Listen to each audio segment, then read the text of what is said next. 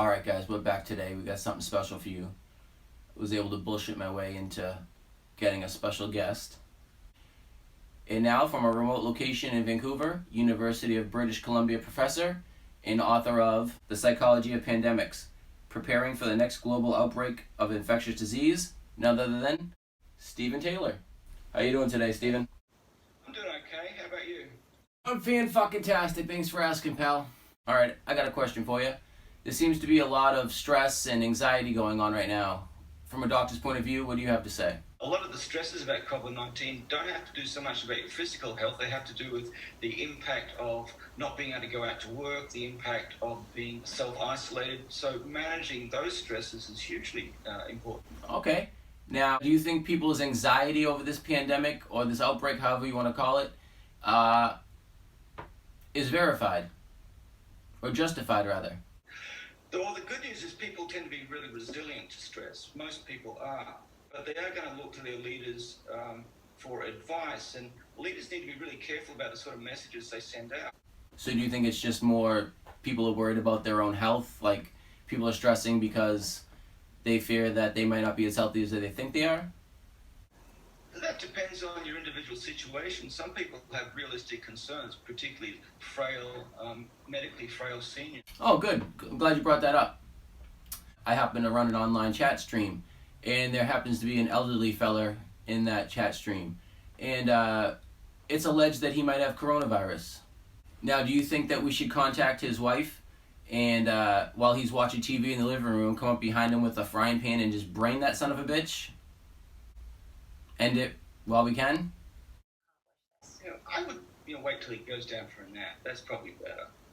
So wait till he goes to sleep and just put a pillow over his face then? Yeah. Okay, now, for people that are stuck in the house with their significant others or by themselves, what do you recommend they do to stay healthy? Whatever stress management method worked for you, it could be physical exercise or yoga or something. Do you recommend anyone tries some of these new viral challenges that are going on? Some people have been using this as an opportunity to try things they've never tried before. There are all kinds of things to try. Okay, so I heard about this challenge called One Man, One Jar, or One Jar, One something like that. And I was thinking about getting the family to try it. Basically, the concept of it is you get a jar and then you shove it up your ass. And how big a jar are we talking about, though?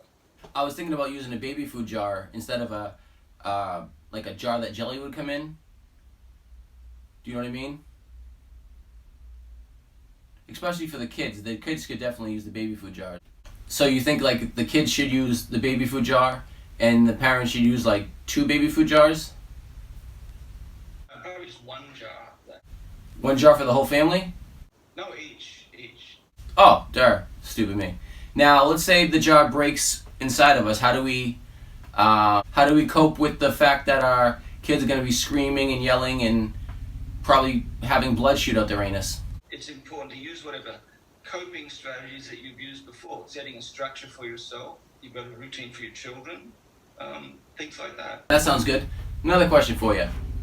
Let's say I have a person in my chat that has multiple personalities, and he likes to switch accounts and come in and pretend to be different fucking people.